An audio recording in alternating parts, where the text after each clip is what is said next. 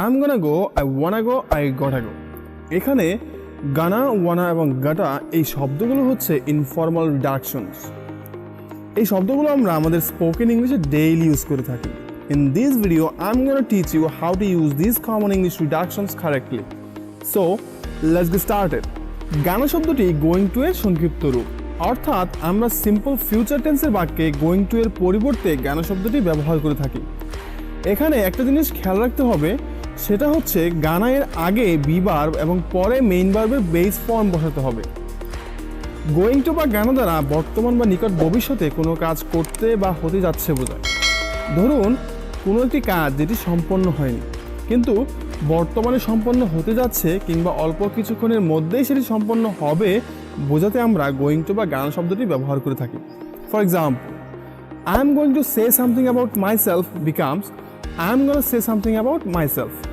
I am going to say something about myself. অর্থাৎ আমি আমার সম্পর্কে কিছু বলতে যাচ্ছি। খেয়াল করে দেখেন এখানে গানা এর আগে বি ভার্ব এম এবং পরে মেইন ভার্বের বেস ফর্ম সে হয়েছে। মোর example, what is she going to do now becomes what's she gonna do now. What's she gonna do now অর্থাৎ সে এখন কি করতে যাচ্ছে। I am going to play football becomes I am gonna play football. I am gonna play football অর্থাৎ আমি football খেলতে যাচ্ছি।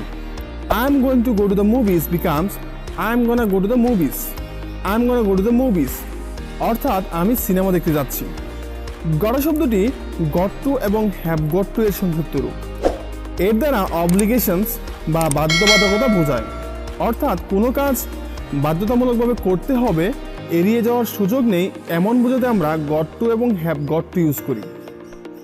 আর এই গট টু অথবা হ্যাভ গট টু এর পরিবর্তে আমরা গট শব্দটি ব্যবহার করি। For example, I have got to go becomes I গটা গো। আই গটা গো অর্থাৎ আমাকে যেতে হবে। It's not grammatically correct but in spoken English it's absolutely fine. তবে যদি আপনি একটু গ্রামার সচেতন হয়ে থাকেন তাহলে আপনি বলতে পারেন আই হ্যাভ গটা গো। আই হ্যাভ গটা গো। এখানে গটা শব্দটি ডাবল টি দিয়ে লেখা হলেও উচ্চারণের সময় ডি এর মতো উচ্চারিত হয়, অর্থাৎ এটির উচ্চারণ গট্টা না হয়ে হয় গড়া। More example, I have got to leave now becomes I have got leave now. I have got leave now or I got leave now. I got leave now যার বাংলা অর্থ হলো এখন আমার যেতে হবে। আমরা কনভারসেশন শেষ করতে আই গট লিভ নাও বাক্যটি ব্যবহার করতে পারি। I have got to read the books becomes I have goat read the books. I have got to read the books or I got to read the books অর্থাৎ বইটি আমার পড়তে হবে। We can also use gotta with a noun.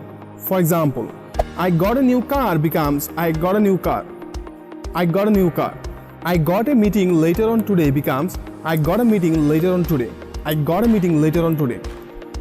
ওয়ানা শব্দটি one two এর সংক্ষিপ্ত রূপ। এই শব্দটি দ্বারা কোনো কিছু করতে চাওয়ার ইচ্ছা বোঝায়। ওয়ানা এর পরে বার যদি আমরা ব্যবহার করতে চাই তাহলে অবশ্যই মেইন ভার্বের বেস ফর্ম বসাতে হবে। For example, I want to play cricket becomes I wanna play cricket. I wanna play cricket অর্থাৎ আমি ক্রিকেট খেলতে চাই। I want to stay here becomes I wanna stay here.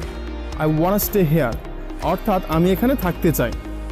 কিন্তু subject third person singular number হলে আমরা ওয়ানা ব্যবহার করতে পারবো না, কারণ subject third person singular number হলে আমরা জানি ভার্বের শেষে এস বাই এস যোগ করতে হয়, তখন আমরা ওয়ানা এর পরিবর্তে ওয়ান্টসটা ব্যবহার করব।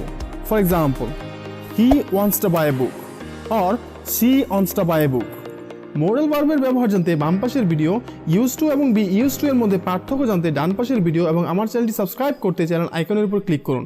Thanks for watching.